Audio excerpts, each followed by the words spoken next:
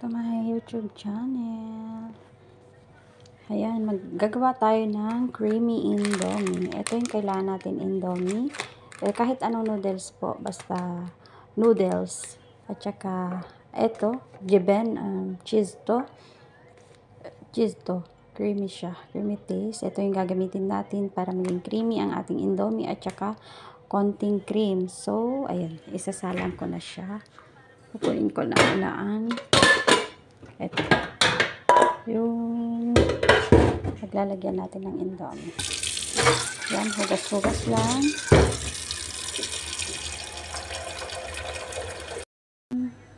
Hayan na siya. Lutuin lang natin siya for 10 minutes or 5 minutes. Depende po kung gaano ka lambot na. Lutuin lang natin siya na ganyan. Lutuin na natin siya para maging creamy taste na. Lalagyan na natin siya nung Jeben dito. Lagyan na natin siya para maging creamy talaga siya.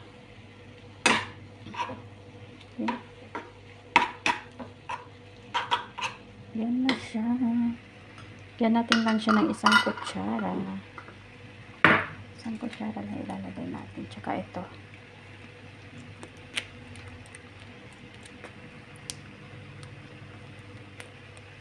Ito yung sauce ng indomie para may lasa.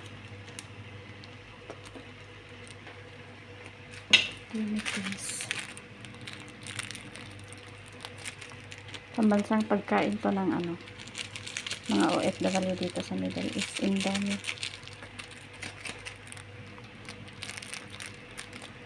Kung siya na mix.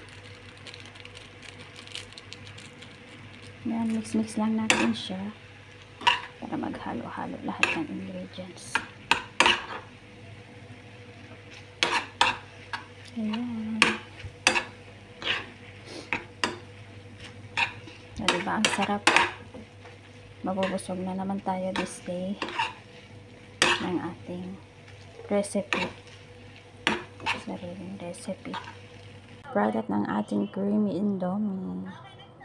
Pinartneran ko siya ng egg, guys, para masarap. Tingnan mo naman. So, diba? Solve na naman tayo this day, mga ka-OFW.